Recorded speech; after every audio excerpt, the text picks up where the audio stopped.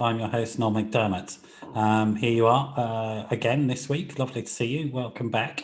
We've got some great guests this evening. We've got Nigel Osborne with us, who's a composer, aid worker, and all-round general good egg, who we're going to hear from tonight. And Angela Kennedy, who's back with us again by popular demand. Angela is a psychologist, works as a trauma therapist within the NHS, so she's quite busy at the moment, although I'm sure you're busy most of the time as well, to be honest.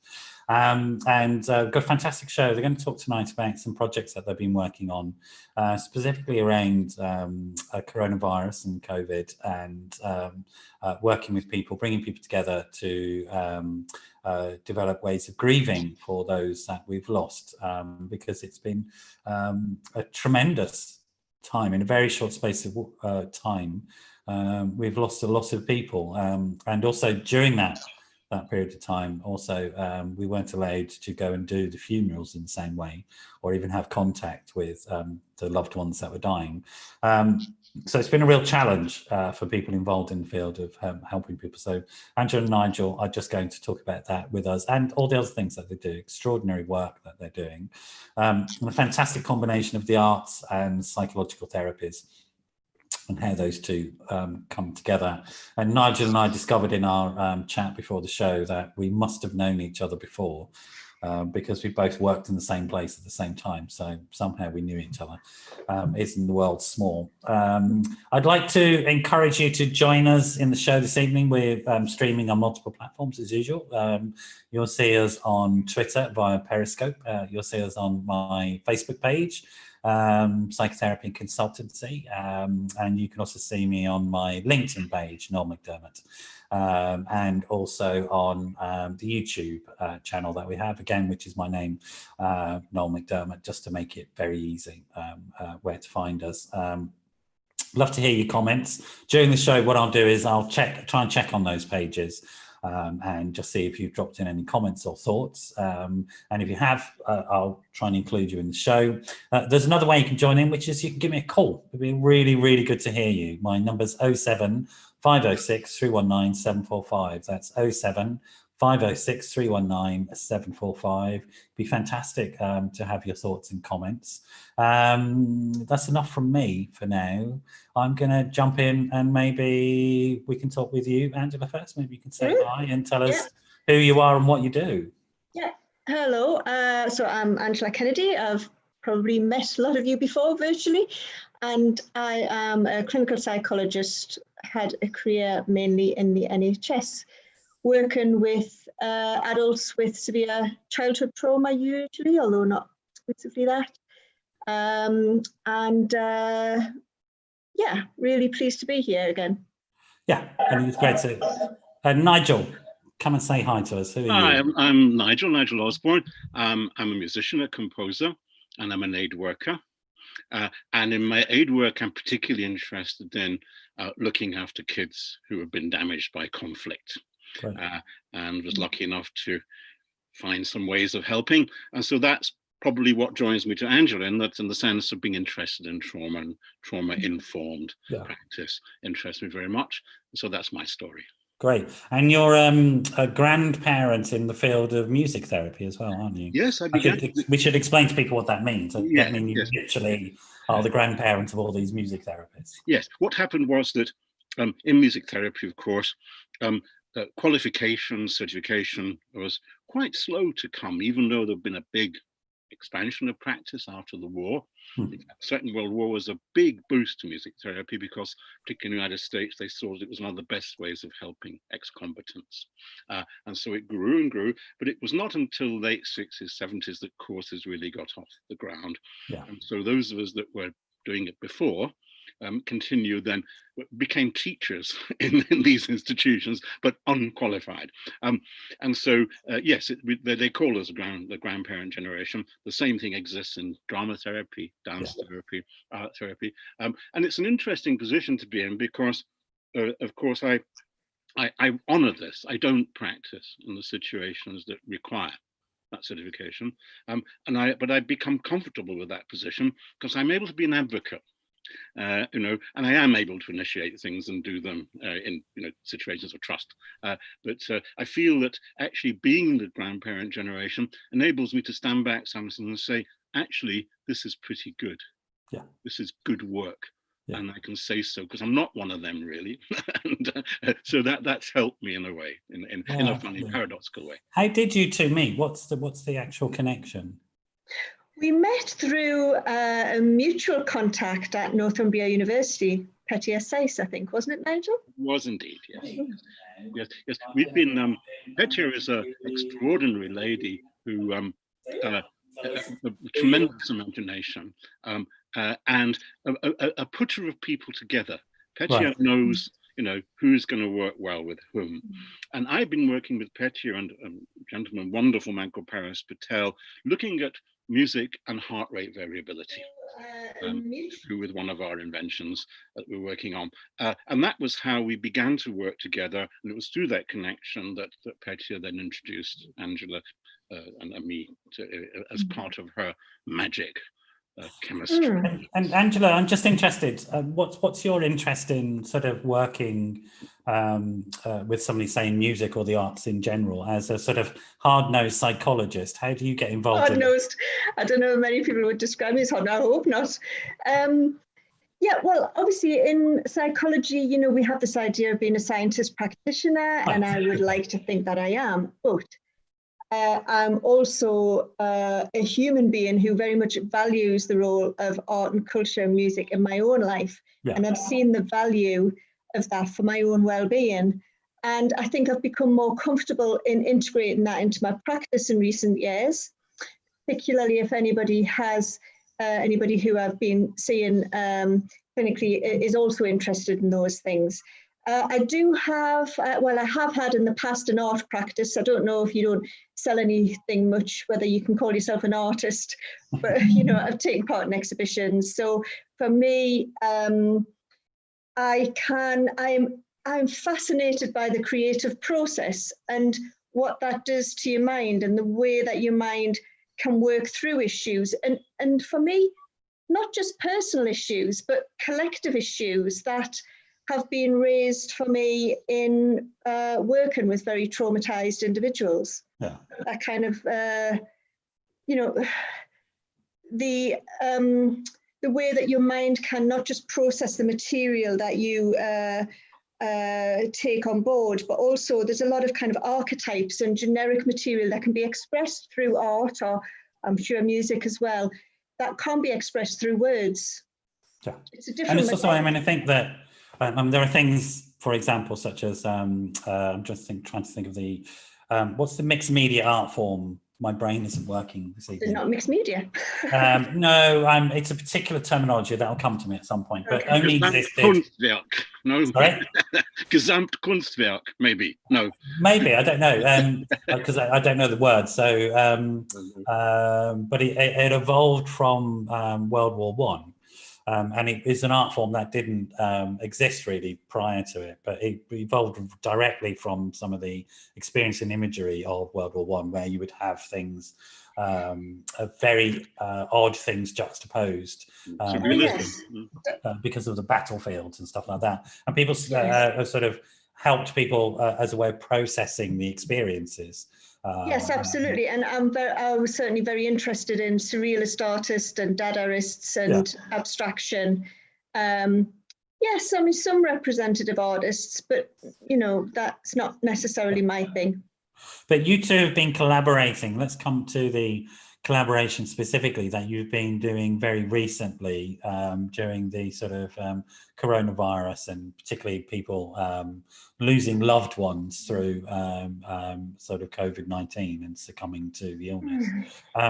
So tell me how that was conceived first. What happened? Who was the person who said, oh, we need to do something about this, or and then sort of came up with this project?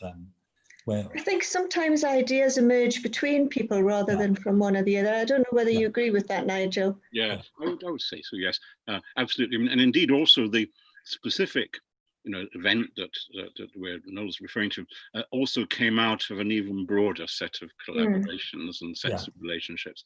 So it emerged, yes, it was emergent from a number of things. So what was this event then? What sort of happened and how did it emerge? Well, we've been running these online music events for Wellbeing that had emerged from Nigel developing some playlists for our online recovery college. And then we did a specific event for care homes. And I think all of us were just very moved by how difficult it is for humans as social animals to be disconnected from people at the time of death and bereavement.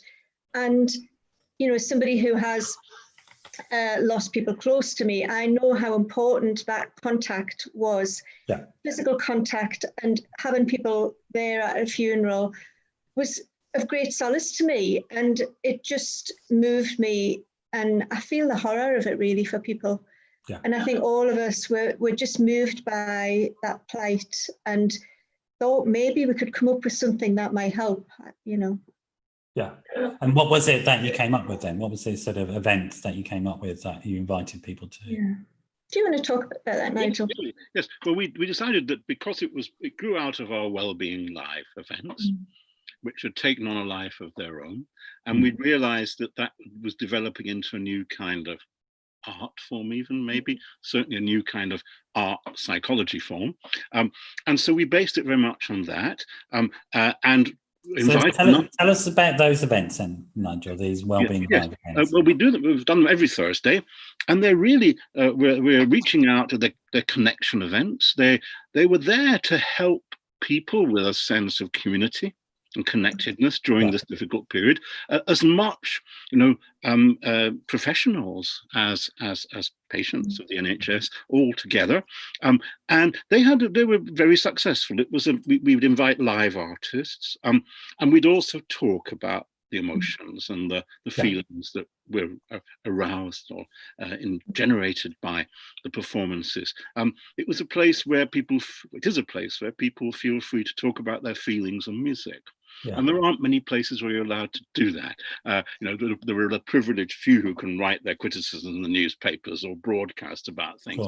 And we set in a place where people felt absolutely free to say, I'm enjoying this they put on the chat. Wow, they put on the chat. This is really getting to me. And it got to be a kind of information and a part we haven't had before. It was fabulous. And so it was that kind of community that we wanted to appeal to try and make contact with our event for those bereaved. And the other thing is, of course, the bereavement in care homes is unbearable. I mean, I find it unbearable, and I can't stand by. I don't think Angela could stand by. What can we do? Well, we can do that. And we had a very nice Joanna Marshall, who was responsible for liaison with the care homes near to Angela. Various others came on board, Chica Robertson. And we were able to put something quite powerful. We got some very good artists. Sir Tom Allen, the great Newcastle Geordie baritone, probably one of the best singers Britain's ever had, came out of retirement and sang a Northumbrian ballad for us. We had people, Catherine Tickell, the wonderful Northumbrian pipe player, all of those things. Stephen Osborne, my namesake, one of the best pianists in Britain. We were very lucky. And then we were lucky in getting Sting recorded a special song for us. And so Michael Copley, the recorder player, it was, and of course, wonderful was Martin Stevenson. I adore that guy. He's very generous, isn't he? But he's just a wonderful man, a musician. And I don't know why the world, well, maybe it shouldn't see, because maybe it doesn't, maybe it's so special that it shouldn't be bowdlerized and shouldn't be, shouted over, loudspeakers. Maybe it is something for those who bother to listen and look. But what a wonderful artist! So we have those, we have those people. And Piers Lane, who is a celebrant, I think very professionally, with the right word. I think Piers would probably like that word. Very professionally led this in a way that led people with their emotions through the event.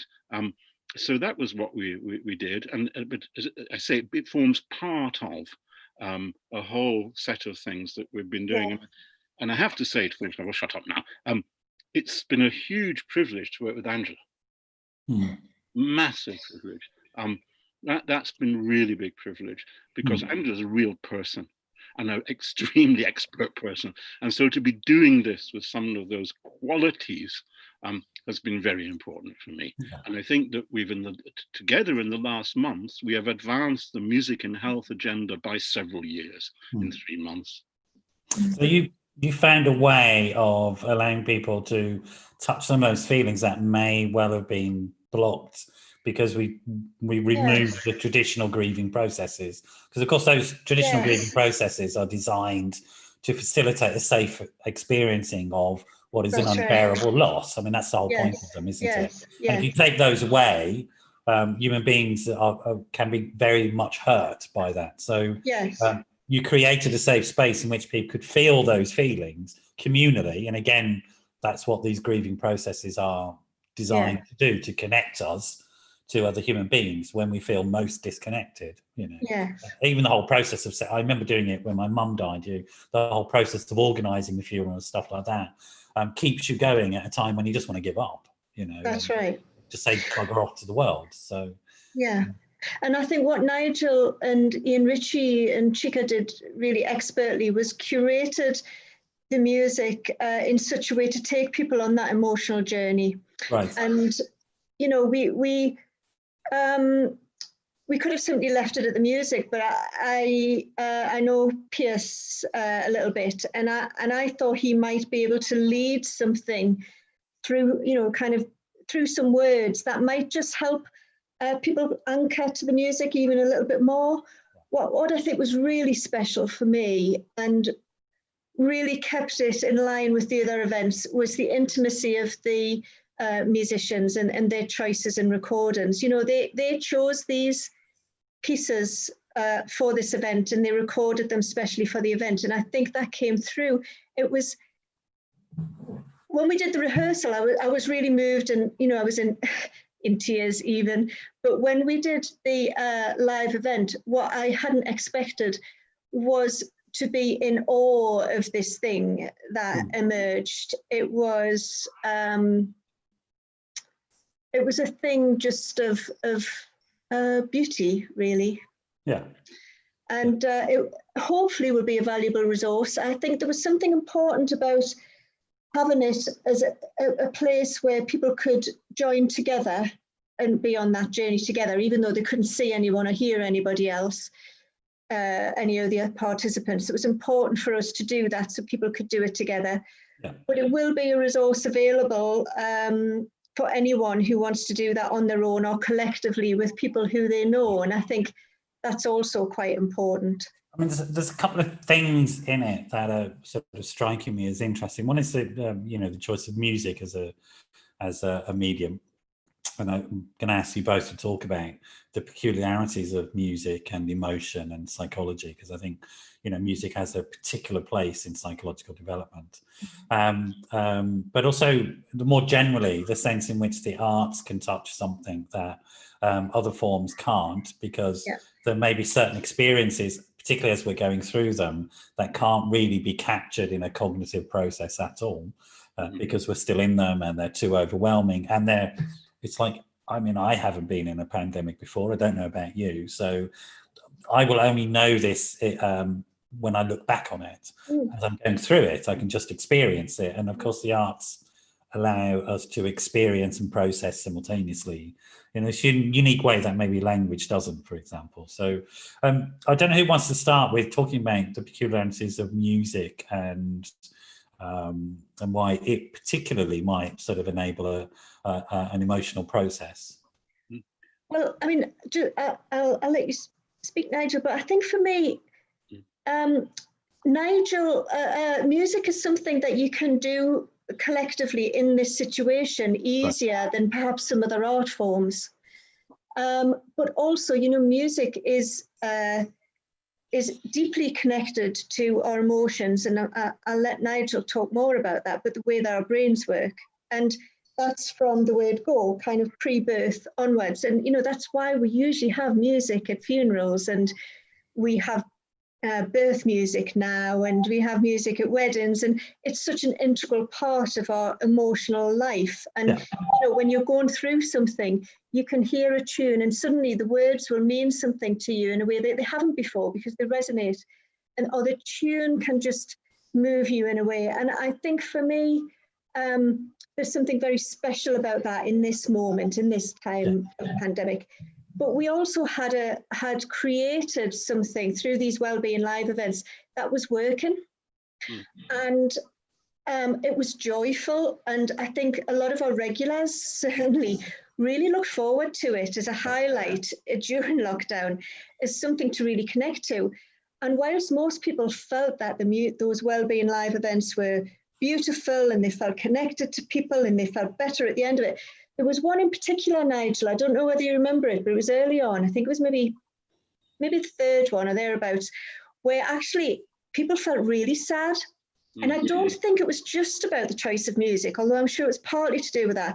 I think it was partly, that collective resonance of finally the anxiety that we'd all been feeling was starting to wane, and the reality of what we were facing, not in terms of the fear, but the reality of the loss really hit us, a lot of people in that session, and people felt moved, and there was a lot of people felt the sadness. And I think we don't allow space for sadness in our culture very easily. And that was so powerful that music could do that in a way that people felt safe, and in a way that people felt was a helpful connection to that sadness. So for me, why would we not use music? It's so powerful. Nigel? Yes, and just to pick up one of things, I think that definitely our events, I think also, it was trying to care for people. And but of course, there was the clapping of the NHS and the people on the front line and what have you. But actually, a lot of words, but there wasn't very much care. And so we were offering care to people. And I know that was appreciated by a lot of practitioners, frontline practitioners. So there was that. It was an act of care. Music is a very good way of caring, because after all, it caresses the ear in the way your hand may caress, your shoulder.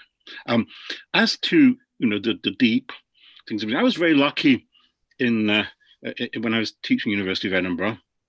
One of my colleagues was a rather wonderful psychobiologist called Colwyn Trevathan. Psychobiologist. Yeah. The new term on me. That's well, he was actually, Colwyn, banding that around quite early. He was on the Harvard Zero project, with Howard Gardner and others. And he was also pupil of Sperry at Caltech. So the kind of biological approach to psychology was deep in Colwyn. And I was very, very lucky that Colwyn's still with us, thank goodness. But even after he'd retired, he was looking towards music as the kind of threshold he wished to investigate.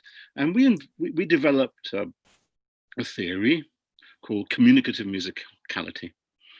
And it's based in neurology, in psychology, in archaeology. And it is basically the belief that music evolved very early in human development, something like music. Almost certainly long before language, the brain structure suggests that. And that maybe these sounds were to do within an early society of mammals, communicating motivations, communicating states of mind and body. If you are this kind of strange conscious being that we've become, a little bit too conscious in some ways for comfort. We don't have the comfort of other animals. We have the discomfort of heightened consciousness. And in this situation, therefore, to be able to tell each other how we feel, what our motivations are, what we're going to do is very important, how we're feeling. And so that these sounds began to develop, and that a sort of a language and a biology, certain of these sounds became hardwired. So, for example, the separation cry, the lamb lost in the snow, the baby not being cared for, became things that actually are going to trigger anyway. They're going to actually trigger a particular neuron in the brainstem, but not as mechanistic as that. That things that also that we construct feeling and we process it through these sounds, and that in a sense that music and art become, particularly probably music first, become the way that human beings deal with themselves, not just understanding how one another feel, but actually how they themselves feel and how they can affect how other people feel. So music therapy is, I'm going to take this sound and I'm going to give it to you. I'm feeling good and I'd like you to feel good too. And we're going to give it now. And you're feeling bad, I'm going to share that with you too. Let's go through that. So in other words, a sound, and there are neural substrates we know about, but I don't want to mechanize it or medicalize it. But there is a neurology we know a lot about, and there is a psychology we know some things about. And so I see music as very early pre-language means of processing emotion. And so fast forwarding to the present, it makes sense to use the things that our ancestors developed to help themselves, to help us. We haven't changed one bit since the cavemen, very little in the evolution of the brain, damn all difference. And so actually, why aren't we feeling exactly the same, and why can we not draw on exactly those same things, those rich things? They're not superficial. These are not trashy things from the past. These are not, kind of people playing drums in caves on Hollywood movies. These are deep, deep human motivations and feelings and sensations, and just as relevant now as they were in our biological history. So I see that as being one of the fundamental powers, and why, for example, we can share grief.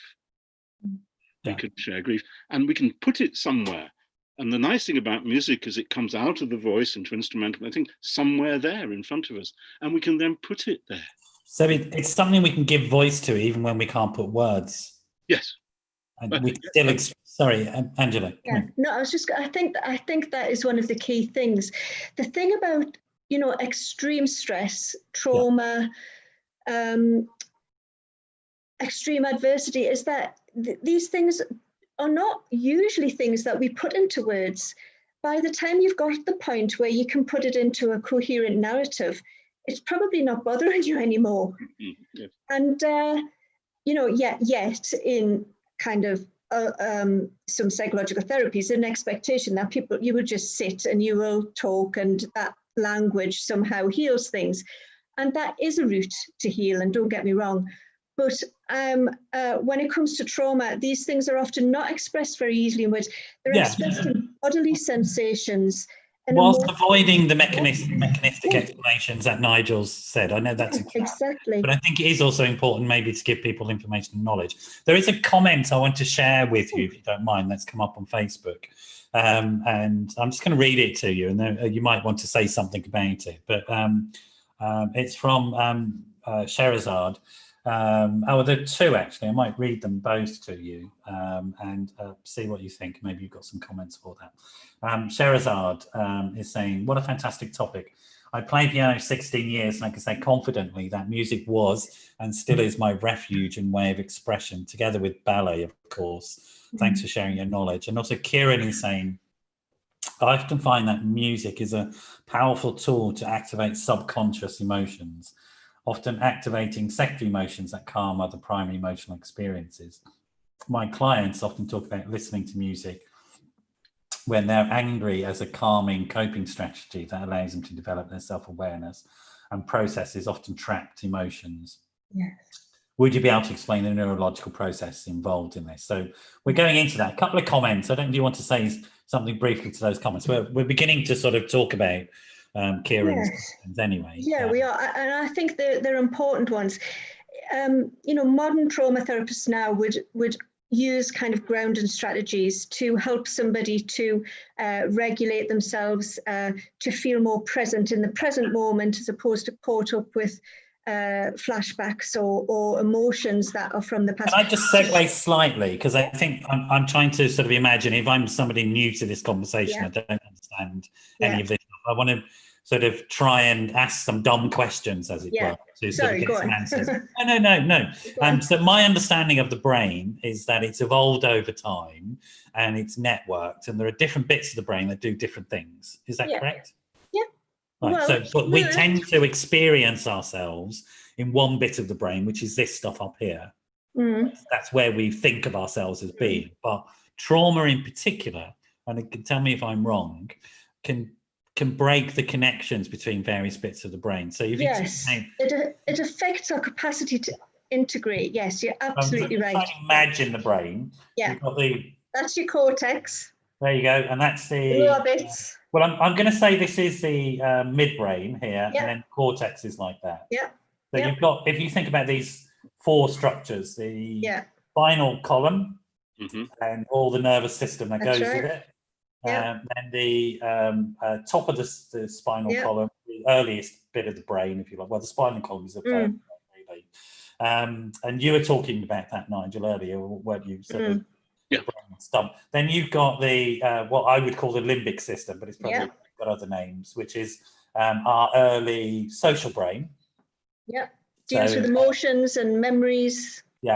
And it's got the amygdala and fight, flight, and threat mechanism. So, and then we've got the foldy grey stuff, which everybody thinks about the brain, which is over the top of it. Most of it doesn't do anything. It's there as a sort of radiator to stop the midbrain cooking when we stood up on the plains of Africa. But it's sort of accidental, most of it. But the frontal bit of it is the bit where all the stuff that we tend to value, language, mathematics, personality, that unimportant thing, that all tends to be in the frontal cortex. Is that correct? Something like that? And roughly over time, those things have evolved and they all have their unique processes and unique, but they have formed a way of communicating to each other. Now, in times of stress and trauma, the communication between those different elements breaks down. That's right.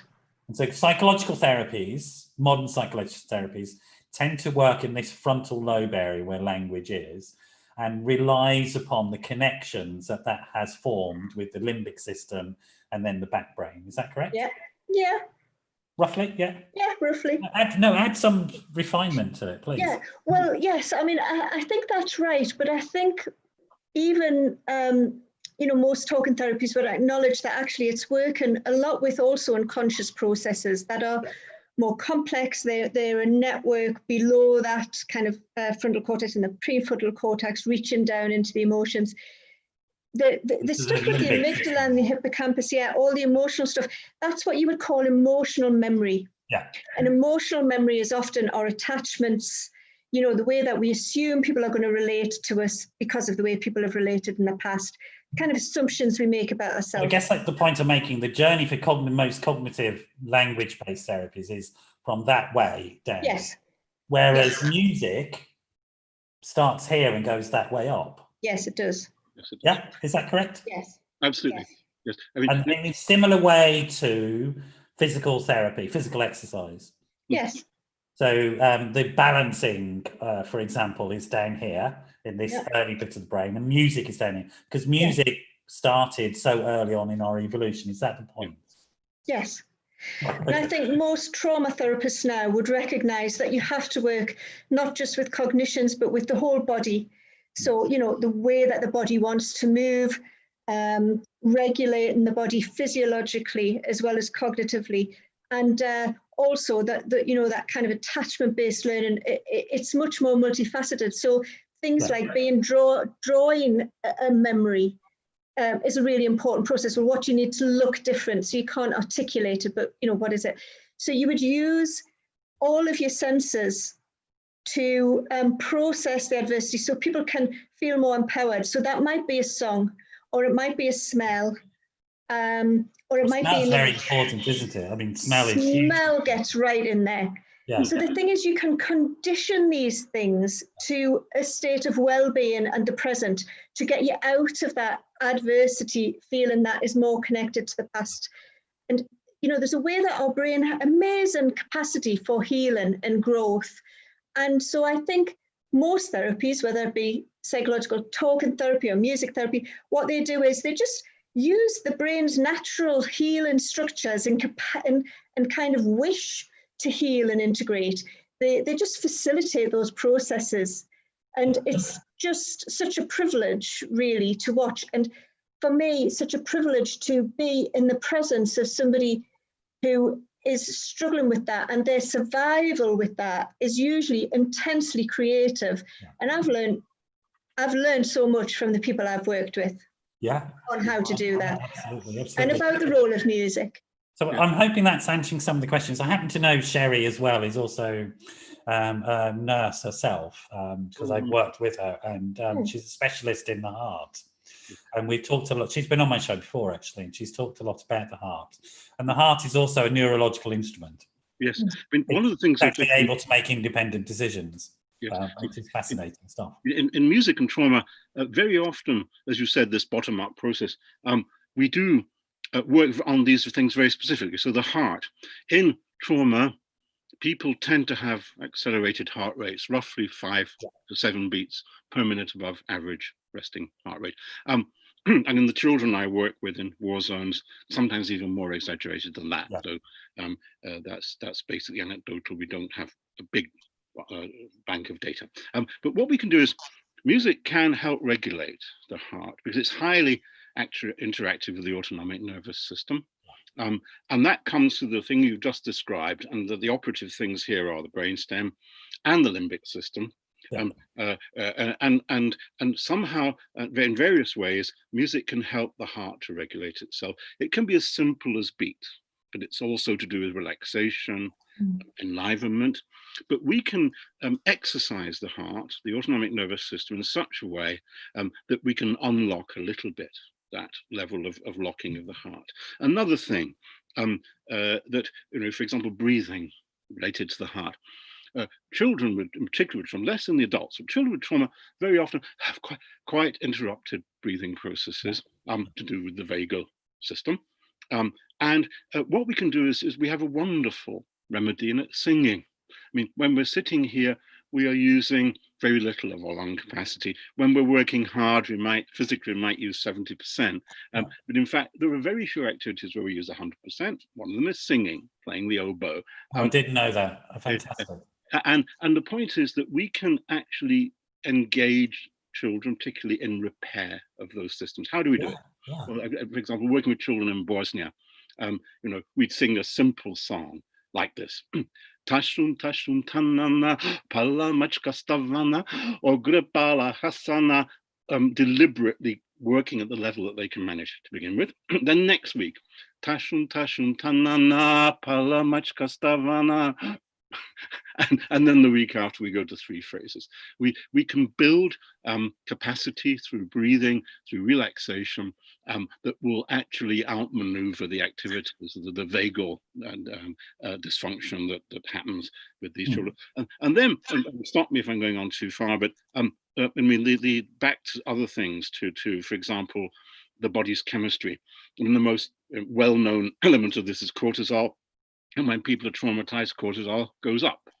But one of the most dangerous things, I think, and most difficult things to deal with in dealing with trauma is the fact that when it's chronic, it goes down. In other words, levels of cortisol go too low. So the body lacks the chemical resources to support its neurophysiological state. And you can see that in trauma, that kind of gap where people are on edge, on alert, but can't support it. So there again, music is very interactive with the hypothalamic pituitary adrenal axis, which controls cortisol. And we can have small effects in changing that chemistry, as we can with dopamine and other things that are important in this equation. Finally, movement. Children in particular with trauma tend to either be hyperactive, and it's only very recently that ADHD was identified as comorbid with PTSD. That's a recent event. But we observe that. We also observe sluggishness. Oliver Sacks used to, who I had the pleasure of being involved with, used to explain it like this. This is the action of the child in the sluggish end of trauma.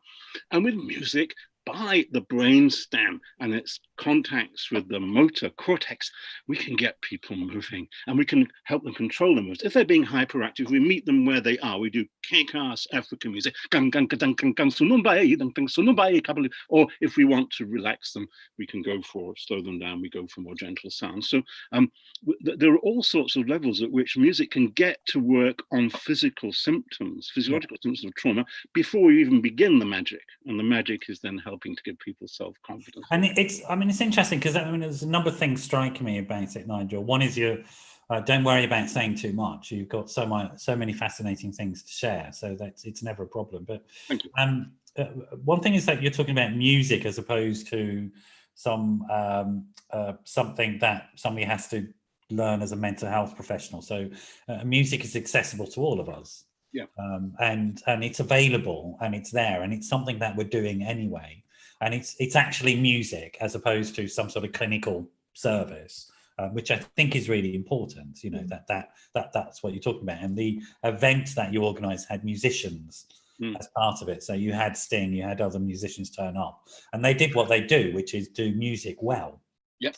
And that itself is a healing. And you're, to me, explaining why that is a healing experience, because it comes from the beginnings of human culture, deeply buried in our development and in a sort of, and I have to know it's replicated into uterine as well. So musical appreciation happens in the fetus, prior to language appreciation, etc., etc. In fact, language is way down the line. It's postpartum. And sort of, you know, an absolute add-on, which is necessary and we need, but you know, it's happening in utero. You can have communication in that sense, and so it's really important. But it's available, and it's been very much a part of culture, and people can appreciate and engage with it without necessarily having any specialist technical skills, and then they can just get on with it, and it's very much part of their life. And so at this time, and we talked about this prior to when we were doing our sort of research chat, you know, we have to be realistic about the fact that what this pandemic has done, it has overwhelmed our systems, not just individually, but our society, and internationally it's overwhelmed, and we've got a price to pay for some time to come, and we have to be realistic about what resources that we have. And I want to go slightly off. No, it's not a tangent. I think it's really important. I want to come into the fact that you know, we have a whole bunch of people who we could be using very well. Thank you very much in providing trauma treatments that are going to be needed. Thank you very much. Who actually don't need a huge amount of. They don't need to go off and do a PhD in psychology.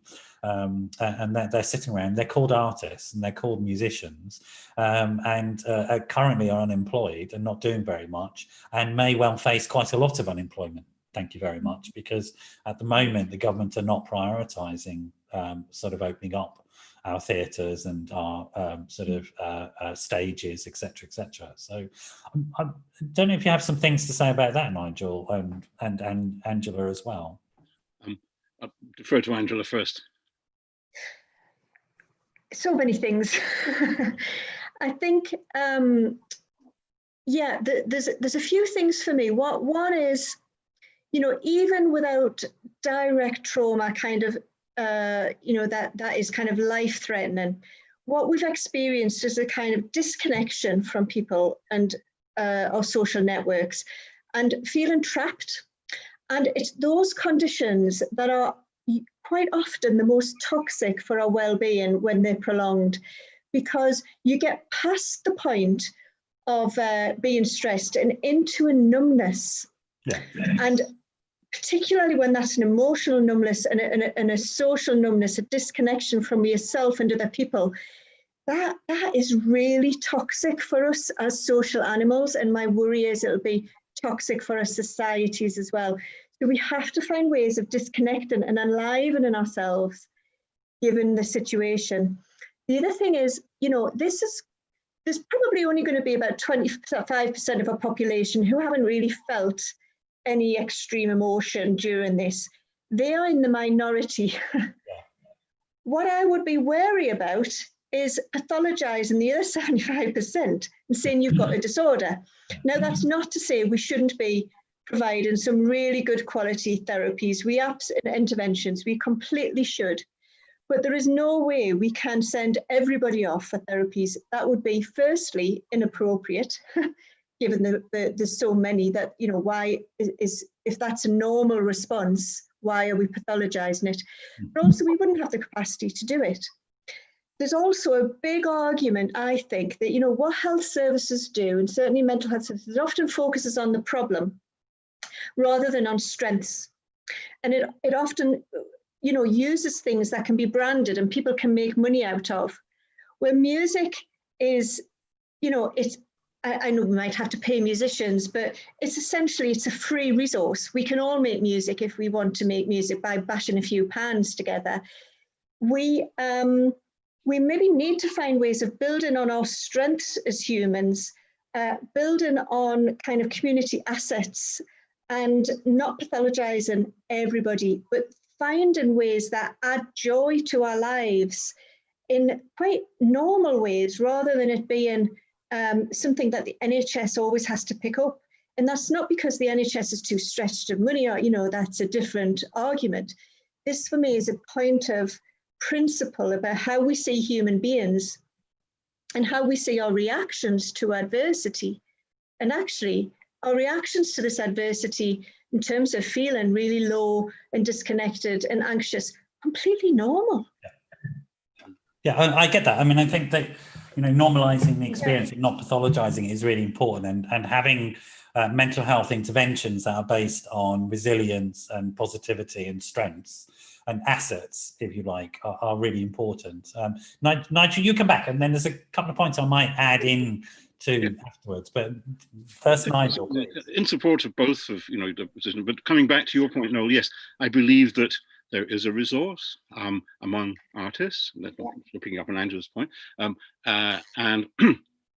and the strategy as how we carry that forward is probably for a little bit later in the conversation. But for right now, there's another point I think it's really important, is that the creative arts themselves were in need of relocating themselves before this crisis for a number of reasons.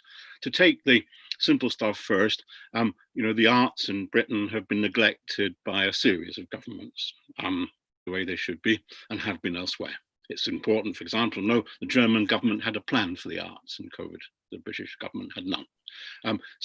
And yet we are so rich in this resource. So there's a simple thing which is to do with the fact that we have to have a relocation because we're broke, we're finished, we're done for. Of course we're not, but we are for the moment. So that's something that has to be done. The other thing is that we were ready for a change anyway. I mean, the art world had become too materialistic. The commercial part of the art world had become far too much about money and ego and wretched celebrities. And there was time for change, something fresh, something different, some faces you hadn't seen before, some sounds you hadn't seen before. There's need for that. So there's a relocation. And here is, you know, I think part of the relocation of art in our society will be, if society is strong enough, will be actually as a participant in our well-being and health life. Alongside, it doesn't mean it stops being entertainment, not at all, because it won't be able to function in health if it isn't entertainment. It's got to carry all of that fun and life of it with it. But there is that, and I would love to see that. And it seems to me that we have now, I mean, one of the delightful things of being able to work with Angela is I think that, you know, in a small way, we've pushed forward that a little bit in a modest way. It's a little corner of the country, and, you know, but we've pushed it forward a bit. My problem, I think, will be my concern will be how we continue that move forwards. I think that as lockdown ends, a lot of forces will come to try and close things down. Vested interests will want to get back to where they were before. And also, let's not forget, we have a media which probably is largely incapable of carrying sufficient information to be able to discuss these things properly. So they will be in the hands of those that want to close down. So that's going to be the challenge, is how peacefully and positively and without any anger or bitterness, because that would ruin everything, how with joy and cheerfulness do we keep this going forward irresistibly? It is about how we go forward, isn't it? It's not, we're not going back to something, we're going forwards to something. And they'll try and push us back, Noel, though. I mean, that's the thing we must know. Say that again, I didn't hear that. They'll try and push us back. There are so many vested interests wanting the old normal back for their own benefit that they'll try. But interestingly, I think that, the current political leadership, he doesn't want that. He's very clearly saying that, but that's his agenda. And whether I agree with the direction he would want to go, he still has a sense, and he's talking very clearly about wanting to go forwards to something. We may not want to go to the same places, but he does want to, and I think he sees it as in his own political interest to not to go back. And so, I mean, I think there is that, and I hear it, I feel it happening in other places. So maybe I'm a half full guy anyway. I think I am quite often, but I'm quite hopeful that there is a momentum. A lot of people I talk to say, go back to what? No, I don't want to be going back there. Thank you very much. There is a possibility of a break with that in some ways, in a positive way. When I come back to this point, I think is really, well, for me, it's important, and tell me to shut up if it's not, which is about how health can learn from the arts at this point. And I really take on board what you say about non-pathologizing. I mean, there is something about how the health world has become a marketplace with patents and treatments and names associated with various things, which to some extent has come about because there's an important thing that goes on about evidence-based practice, and that's really, really important. And we can't get away from that. It has to be in the mix somewhere. But it's also something that you're talking about, Nigel, about not becoming overly mechanistic about it. So, CBT is a very powerful tool, except when the practitioners who are doing it are really bored of it and think it's shit and don't do it and have no passion for it. And then it's just as rubbish as anything else. Yes. If the person delivering it has no interest in it whatsoever and delivers it in a very mechanical, uninterested, bored way, how on earth is the depressed or anxious patient supposed to engage with it? Because the expected outcomes are only about, that 50% of people will actually recover with good quality CBT. Yeah. So what about the other 50%? We just leave them? Yeah, but even that 50% would reduce if the people doing it don't care about it. That human factor, which I think is what Nigel is talking about, which is what you are talking about. So even with a highly evidence-based practice such as CBT, the outcomes we know are dropping off because the way it's being delivered is uninterested, bored. The people delivering it don't care about it anymore. They're having to do too much of it in the IAP teams, etc., etc. They're tired and stressed of it, and so it loses its efficacy because of that. And even though the evidence base for it is very, very clear, but without the human heart involved and with a human being involved, and I'm not against computer forms of CBT. They work very well for a lot of people, but there is a drop off, and I think that's because of this loss of this human element. And there is something, I think, in all the psychological therapies where we do have to really think about that without going back to the bad old days of anything. Yes, that's right. Like doing it, you do it, whatever. Yeah. And most of the IR practitioners I know are actually, highly skilled, highly motivated to do the right thing. And yes, probably would value a bit more autonomy now and again, but there's also something of real value about the way they do it. I think it's though not about pushing everything through that as a service. It's also about, well, what else do we need in addition to that would help us as a society to function as well as we can? And how can we help staff and employees and care workers and key workers to function as well as they can and not succumb to the wave of potential burnout? People are tired, I think, in parts of the NHS at the moment. So I wonder if there is an opportunity right now to say, open up and to start trying things that may not have been possible to try previously because out of necessity. And that's, again, not to pathologize people, but just to recognize the truth that, something extraordinary has happened and our response needs to reflect that in some way. I would really hope that the NHS allows for innovation, but we did have to do these outside of the NHS, right? For various reasons, and I don't know. Maybe it's about not making it in the NHS. Maybe not being in the NHS is actually quite freeing, but that we recognise the value of non-NHS models of practice and connectedness and things that facilitates the well-being of communities and societies in a different kind of way. I think the NHS, you know, it probably can't do what we would need it to do on the scale that we would need it to do in terms of the public health.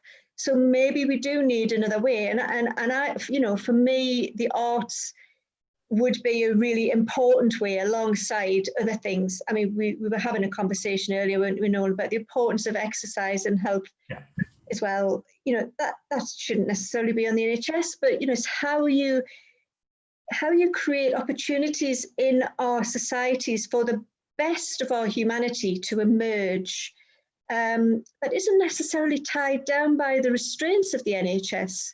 Yeah. And that's not necessarily a criticism, that's always also the strength of the NHS, that it's evidence-based. But, you know, why can we not do something different? Yeah. But that is seen as of equal value, just different value. Yeah, absolutely. And I suppose in some ways, the sort of work that you're doing between you is beginning to point to the possibilities of these types of partnerships that might exist, that create bridges between a variety of communities, and allow us to begin to sort of grow and explore a bit more. I want to come back, Nigel, to sort of some of the points that you were making about, you know, not wanting things to become too mechanistic, and maybe begin to sort of talk a bit more about that. There is another comment on Facebook, which I'll just jump into quickly, if that's okay. And then you might want to sort of comment on it. So again, it's from Kieran. We may have answered this already, but we can certainly bring it into the conversation. Kieran saying, do you feel that evidence-based and the focus on medical model, RCTs, limits counselling and psychotherapy? Do we need a new way forward that is more humanistic in nature and allows us to develop our outreach and positive outcome? We've begun to talk about that, but I think that segues nicely into the question I just asked you, Nigel, about absolutely. Mechanising or sort of... Absolutely. No, I mean, for one thing to say is we've faced a little bit of a paradox here. Seeing as a musician, we have a fantastic evidence base. It's huge. It's been developing, you know, exponentially since the 1990s.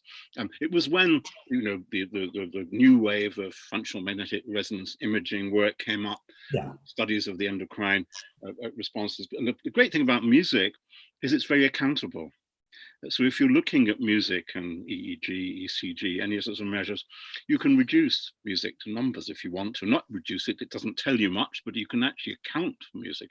And so it's very computable. And so it became very popular for people studying the brain. And we've got a mass of evidence. And one of the problems is it's not got to the right places. I mean, I've actually seen, you know, people stand up who should know better saying, you know, where is the evidence base for this? Well, excuse me, but it's massive. And we have Cochrane Library, you know, studies on most of these subjects, you know, subjected to the main rigor, you know, Cochrane rigor of literature reviews and meta studies, meta-analyses. We have all of that. So the first thing to say is we've got a whole load of stuff that isn't necessarily getting through. Maybe it's good it's not getting through, because with Kieran, which I suspect, I would like to see a cultural change. I would like to see better science. I want science to grow up and become a little bit more confident about itself and human. So for example, RCTs, randomized controlled trials. I would absolutely, whenever I've done RCTs and I do them whenever I can. But working with refugee children, I cannot do an RCT in a refugee camp for various reasons. One is the numbers change, you know, people move around very much. Secondly, making a control group means a deprivation that I'm not prepared to make. I can do a comparison group, but not that. And also blind testing.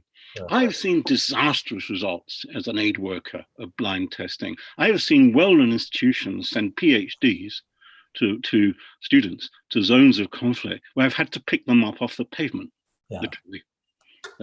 They've been drunk in corners. Now, what kind of blind testing is that? And of course, obviously, in situations of extreme duress, blind testing is not a good idea. You need intelligent people who are sighted, who can see what's happening, and that sometimes no means yes, and sometimes yes means no. And to be able to have that insight. So one needs insight. So I would say we need a bit of growing up. So RCTs, please.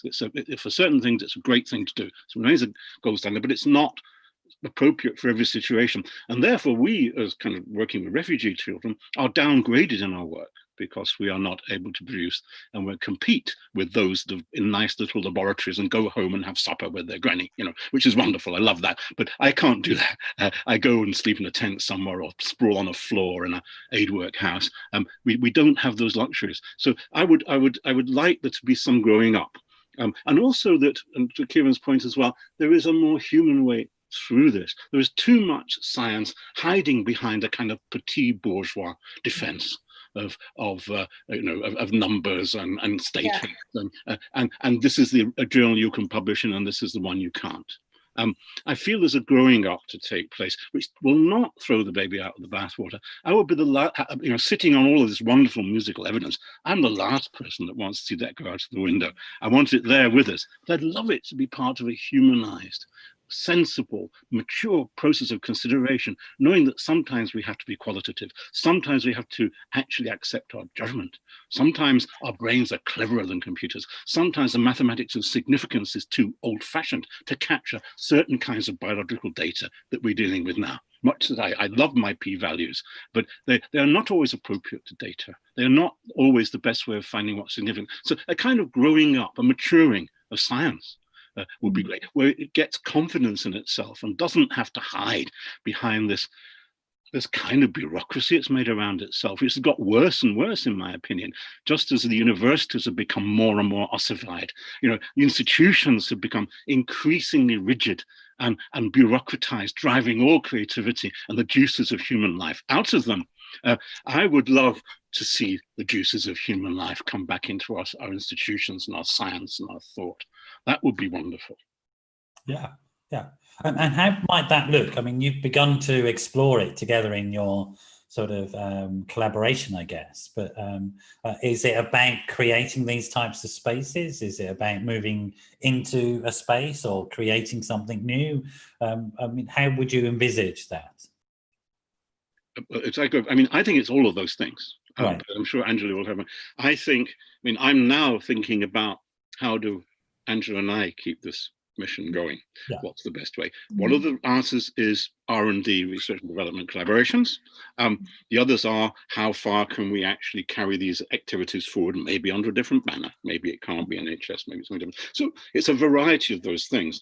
A variety of issues. And that exercises me because I feel that we're in a special moment.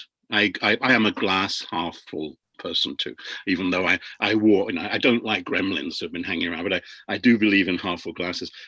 So it is carpe diem, the famous Latin phrase. It is take care of the day. And so if I'm challenged at the moment, I'm thinking, how best do I take care of this day, and at the same time not confuse us with too many things. Make it systematic, make it doable, make it sensible. That's what's in my head at the moment. So it is all of those things. I think, and the challenge will be organizing in such a way that we carry them all forward correctly. Yeah, I mean, one thing that's striking me, and like in this conversation and talking to you both, is that I'm as I'm talking to you, just the way you are as people. I'm finding that very comforting, and I'm engaged with it, and I'm enjoying it. And I had thoughts and worries coming into the conversation because real life is happening. But as I'm involved in the conversation with you, they've gone, and I'm in the moment, and I'm engaged with you. And something very important seems to be happening for me as a human being. Even through this screen, which is a slightly off-putting experience. And I've got a microphone over here that people can't see, and I'm trying to make sure I keep that, and I've got a phone, but still I'm feeling much more connected to you as people. And I suppose more importantly, I'm feeling much more connected to myself. and all the various fragmented bits of myself that are floating around all day that I have to somehow keep hold of have all settled in. I mean, it's an interesting experience, and there's something is going on in this relationship. And I'm wondering if we can talk about that a little bit more, because I think that's not accidental.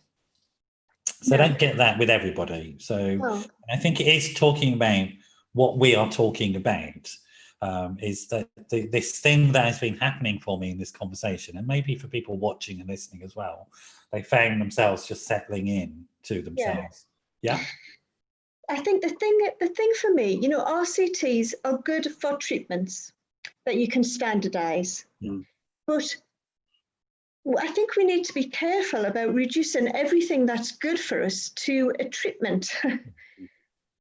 You know, being human is not about being treated for having a feeling or a bereavement or grief. You know, we know what it means to be human. We know that culture and all of the things that emerge from that in terms of music are what essentially make us human. We don't need an RCT for those kinds of things because they're life affirming, and we know that. And yes, there is evidence, but why would we want to standardize that? For me, there needs to be a movement from, firstly, maybe branding everything as a treatment that other people can make money out of, when these are just part of our humanity. That's an issue. But the other issue is starting to think, change the way we think about ourselves as humans. You know, reducing something down to its bare essentials and saying, right, you have to deliver it in this way for an RCT. That ignores all of this attunement. It ignores the complexity of the way people grow. So if I give you an example, you can say that, you know, if I want to bake a cake, there's a recipe. And RCTs would tend to follow a recipe like baking a cake. You know, you do this, this, and this, and you should get this outcome if you've done it right. More complicated kind of scientific research might say, okay, well, how do you build, this is a more complicated situation, so how do you build a rocket? Okay, well, if you do all of these things with all of these experts, you get a rocket at the end, but they still know how to build it and it's predictable. What if you're raising a child? You know, the key thing is not that you follow a book rigidly or a recipe or a set of rules. It's that you attune to the child and the needs of the child and you adapt accordingly. And it's that kind of iterative process that evolves over time, that it's a bit of a dance, it's a social dance. And the better you can socially dance, the more that you can connect with other people and help people grow. So for me, it's more about that. How do we add in complexity theory to our science when science is more linear? So tell me, Angela, what do you think would happen if somebody did try and just follow a book to raise a child? Well, it wouldn't work out very well, would it? What sort of human would emerge from that relationship? I hate to think. I mean, we'd certainly end up a lot happier and a lot less connected, wouldn't we? And when I ask that question, I think if I ask that question, everybody, they would go, "Don't be stupid." Of course, you'd have a monster. You'd have a monster, not a person, right? So why do we want to have Dr. Spock? Why do we want to have that exactly, Angela? Why do we want to have that model in treatment? Yeah, well, of course we don't. And we don't even want it all to be treatment. We want to find ways of healing and growing as communities, just because that's just what we do, rather than we have to be seen to be somehow something wrong with us. Nigel, come in, please. You were trying to get in. No, I'm just saying we've had the book. It was Dr. Spock, right? And we saw the results. I never read it. So, anyway, and of course there were some good things in there, but generally a bit of a disaster. I was always much more influenced by Winnicott, to be honest. Yes, exactly. Just do the best you can. It'll be all right. Don't worry about it. Yes. Essentially what he said, right? Yes. Okay, that makes sense. Makes sense. Just do the best that you can. I mean, there is obviously, there's an important relationship that we have to find between understanding what we're doing, as professionals who are offering services in the broadest sense, actually understanding. I'll give you an example why, and I'm going to sort of take a risk here and tell you about something that happened to me today. I was talking to a family in which somebody had got involved with them who absolutely does not know what they're doing. And they're paying this person lots of money to do a job for them. And one of the things they suggested was throwing one of their children out the house. And I'm at a loss as to why that would be an effective treatment in the context of the conversation that we were having. And clearly the person that they were talking to had no idea what they were doing whatsoever. So that isn't right, as far as I'm concerned, that somebody could go in and give a mental health treatment or a family treatment on that basis, and they clearly don't know what they're doing. And you know, we have to have something in place that can challenge that and hold it accountable, you know, and so something like job titles or qualifications, or you know, some sort of something that we are responsible to. I mean, you know this, Nigel. There was big debates in the arts therapy as well, because that was my original training, about getting involved with HCPC and all that sort of stuff, and people really worried about it. But what it does is it protects the public. Yeah. Okay, and that's necessary, and all of that stuff is necessary. And the desire to protect the public from snake oil sellers, I think, is a really, really important one. Yeah. But does that then go into, we then all have to be cookie dough, and we all have to come out in exactly the same shape? I think that, no, we don't. There has to be some relationship between the capacity to be creative as professionals who know what we're doing, and given the freedom to do that and take the risks that are needed, so that we engage in a fully human, complex process. Absolutely. And at the same time be accountable. Well, sorry, Nigel. No, well, I was going to say that absolutely, and I don't see that as a contradiction. I see it as a higher form of professionalism. I wouldn't throw anything out of our responsibilities. I would increase them. In our accountabilities, to avoid the disaster you described today. But I do think that there is a mature way, and I'd offer kind of music as an example. You know, for example, musicians enjoy a great deal of creative freedom, but you better not play out of tune. And nobody's going to listen to you if you're not exactly in tune, if you're not taking care of your basic professional and aesthetic responsibilities. So in a way, it is possible to have flexibility and responsibility. I think it's part of the process I'm asking for, which is a growing up process. I'm asking for more responsibility. I mean, even for musicians, I used to tell my students, you have to be like doctors. Good ones, if you know, with your when you're working in the community, you have to be so reliable emotionally, just as a musician. And you have to not cross boundaries you shouldn't, and you have to be totally honourable, reliable, and professional. However, my God, you're going to kick ass in getting people going and giving them energy and joy. And that's your job. So I don't think there's a contradiction. It is a growing up that's required. And I personally, having had some experience in the past of medical profession and so on, because of my early music therapy things, I actually am sorry for the loss of some of the dignities of medical practice and the disciplines. I mean, I thought that the old school of the matron, and the reign of terror in the ward was a fabulous thing. I even got sent home by a matron once, because she thought I was too tired. I think there were some things I'd be quite old-fashioned about. No, let's have more discipline, more dignity, more responsibility. But let's have humanity. And that was in that system, by the way. The old NHS, 40 years ago, had a lot of humanity in it. The human juices were running quite fully. So, and I'm not suggesting going backwards, but there's no contradiction. We can have high professional responsibility and a greater openness and creativity in work, and a maturity, the competence and maturity. Maybe we're looking going forward to something that we can't quite conceive yet. That there's a musical score that is yet to be written, that we're in the process of just working out. But I guess in arts terms, improvisation is a very much part of many art forms. It's certainly part of the art form that I come from, and improvisation, creativity, and trying something. But those experiences exist within the craft of the art, and you learn the craft of the art as well, which is, I think, what you're talking about, Nigel. Yes, exactly. My God, if you want to improvise like Thelonious Monk, you're going to work.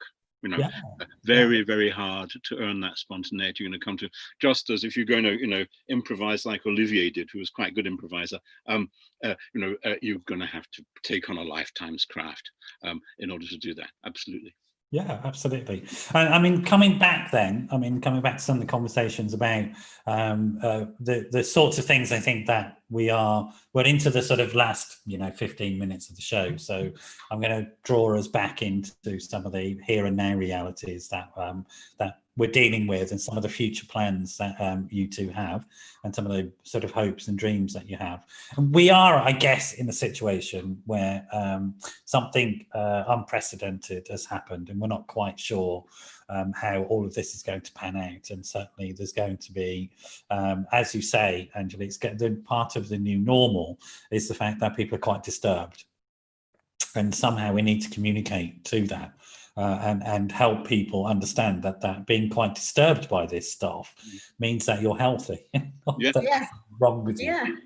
Because you should really be disturbed if tens of thousands of people have died virtually overnight, and you feared for your life. And so we need something outside of the current clinical models of diagnosis and treatment. And possibly, is that what you're looking at? Is this available, do you think, through the sort of collaborations that you're looking at? Yes, it is. Sorry, Andrew, after you.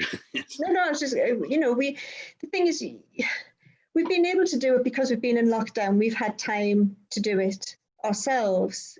I will continue to collaborate with Nigel, absolutely. He's great to work with, because usually if I throw in a suggestion, everyone's going, oh, we can't do that. Nigel doesn't say that. He'll say, yeah, we can do that. Of course, I want to continue. But, I don't know what that's going to look like exactly. We have more plans for events with other specific groups that have been hard hit by this pandemic. We don't know whether that they will happen yet. It depends how much they want to engage with us. What sort of groups are you looking at the moment, Angela?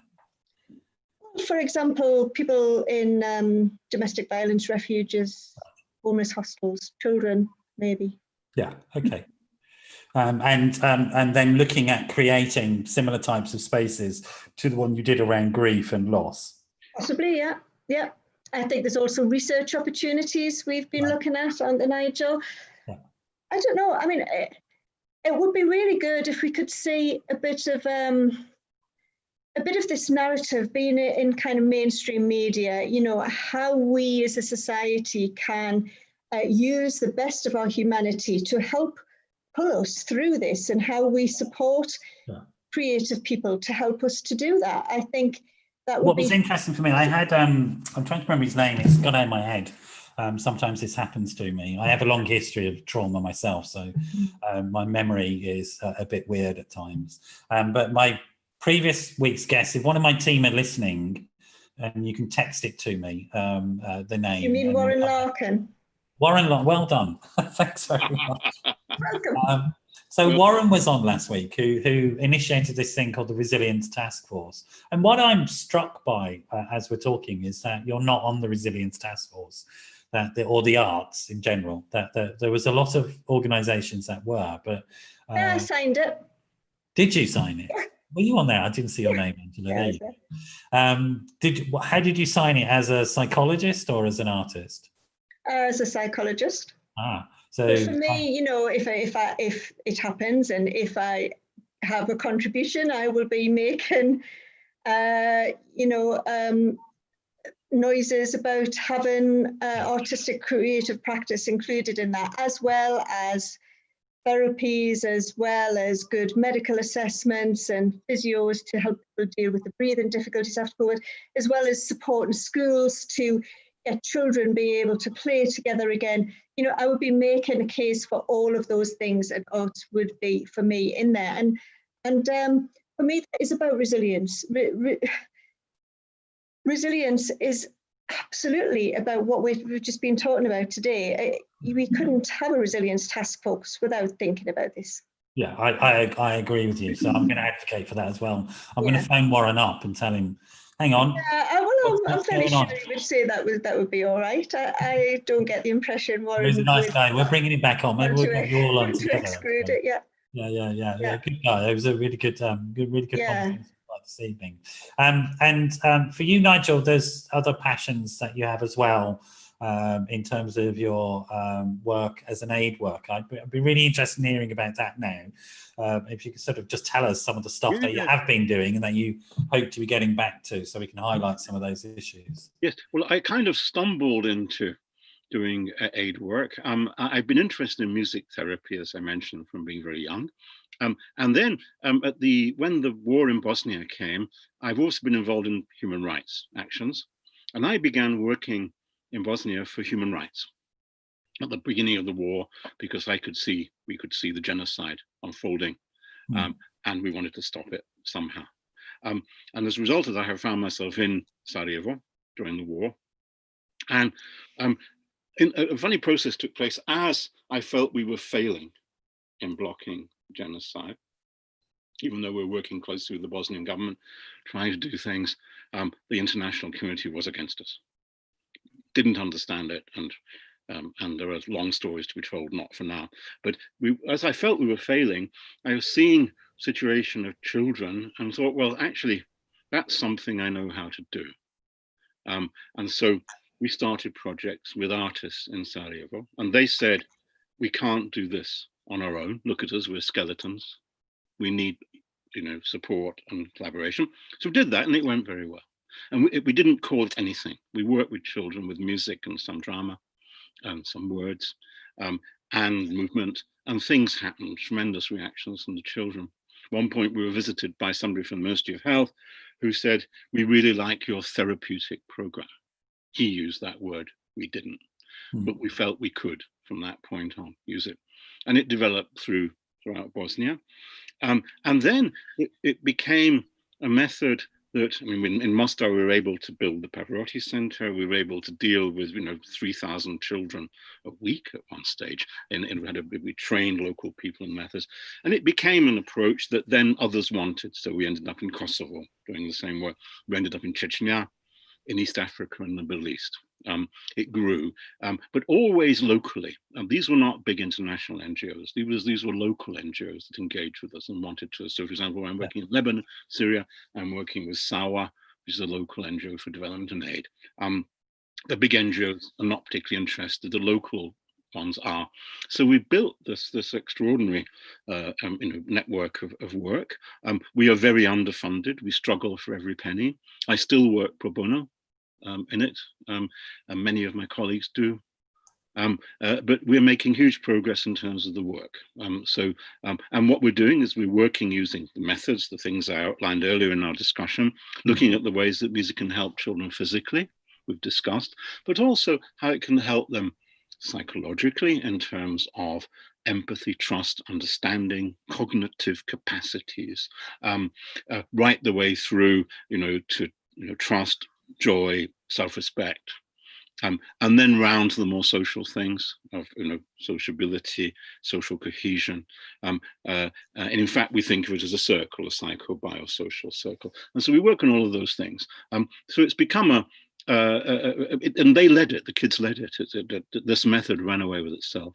And we've been very lucky that the science kind of caught up. So we can, for most things, and we can't do much science with the children for reasons I've expressed. We do, but when we can.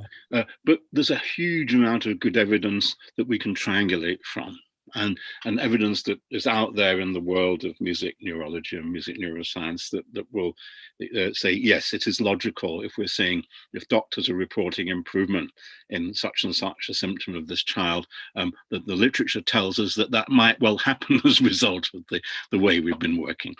So we work in that basis. And it's been a very interesting education. And one of the and a pretty wild one. My goodness me, has it been difficult sometimes? But the nice thing of the moment is I felt, and this is why I'm grateful to Angela, is that I think that Angela wrote me a very important email at the beginning of the crisis, and it was a kind of invitation to, what of you is your knowledge from, the aid work world, and I was able to share some things. And it's something I've always hoped for, was to join up the aid work world knowledge of trauma with the practicing psychology here knowledge of trauma. I think they belong together. There's a complementary experience, and of course the other very important thing is that people that I'm working with, Andrew, are far better qualified than most people in the field of aid work are. And actually, we need the mentors, the discussions. Everybody's ready for it. There's nobody behaving like the person today did in relation to a family, I'm glad to say. I don't think there is. Everybody's open to being in a proper professional dialogue, and I'd like to see that develop.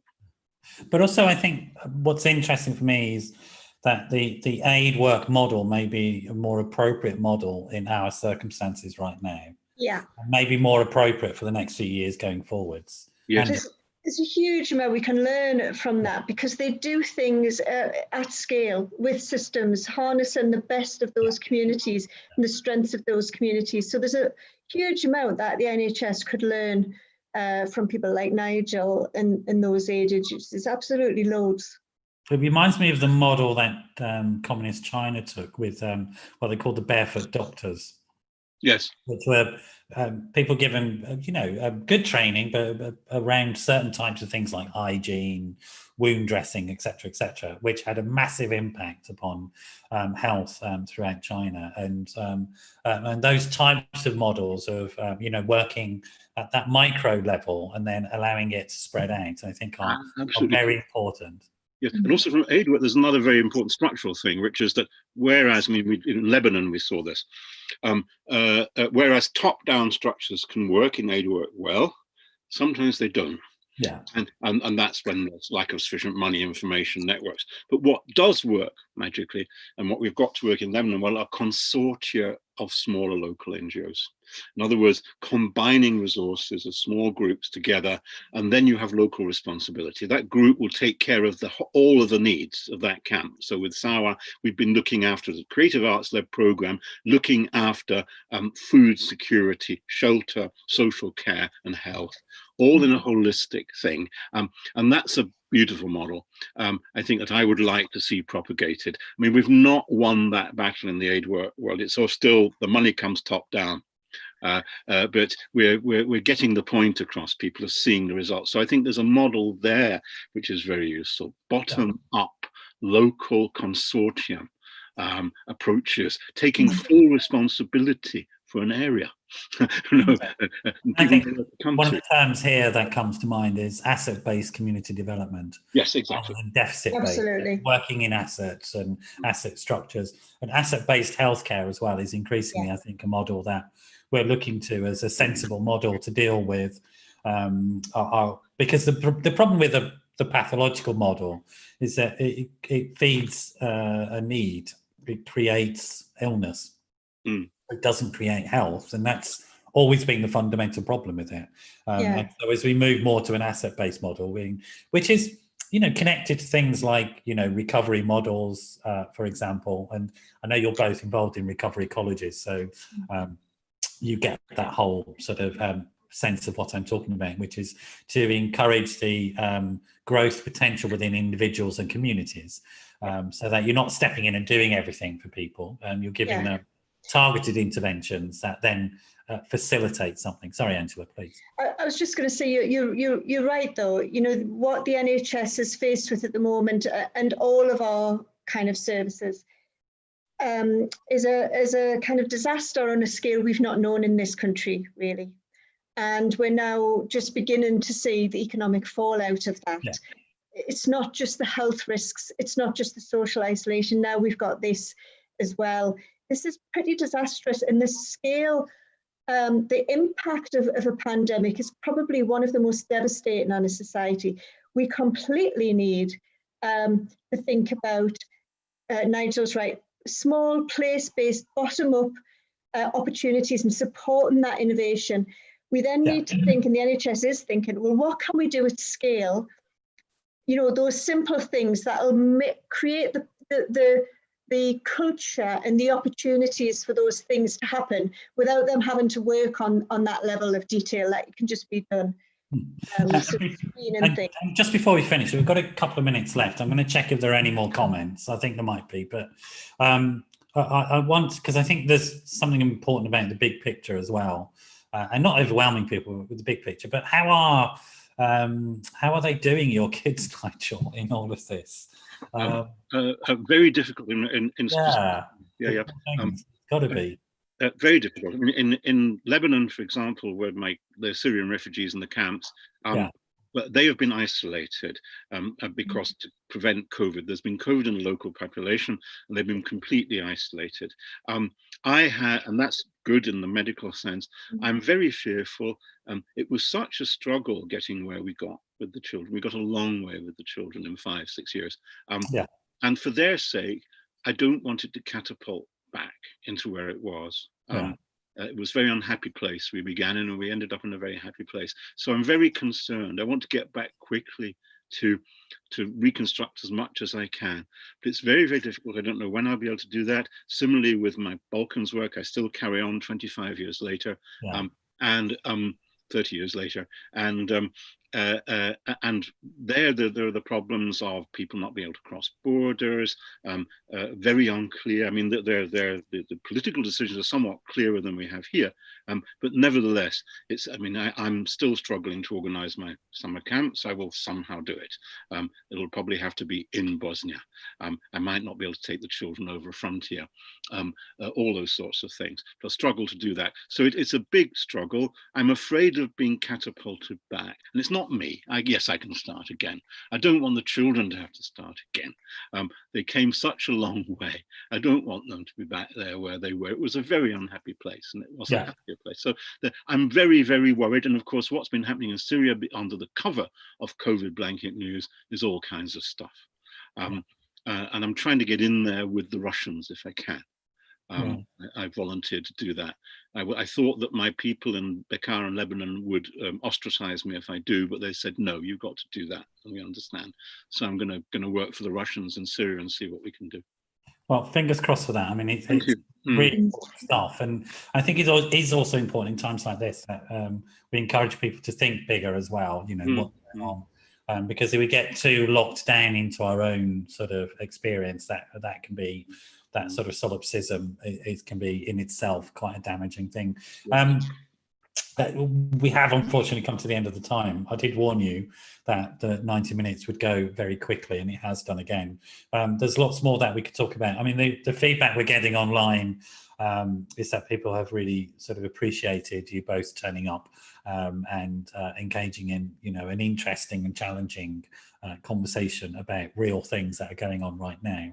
I think the thing that strikes me the most is that I think that for a long time through this pandemic, it's been difficult to find spaces in which it's able to talk about this stuff without it becoming, without the sympathetic nervous system in me going, you know, to have a parasympathetic response, which is to, you know, manage and control and regulate.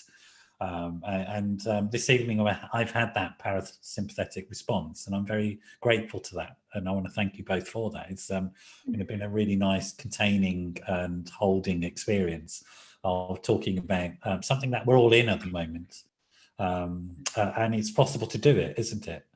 It's possible to hold and contain it and experience this thing, but experience in a way that isn't difficult and overwhelming. So thank you very much for that. We have come to the end.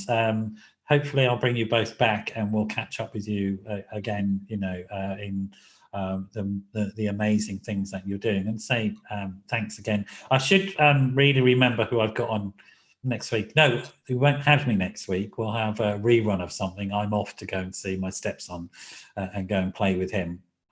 And I'll see you live in a couple of weeks' time. I don't know who that's going to be. I have been told by my team.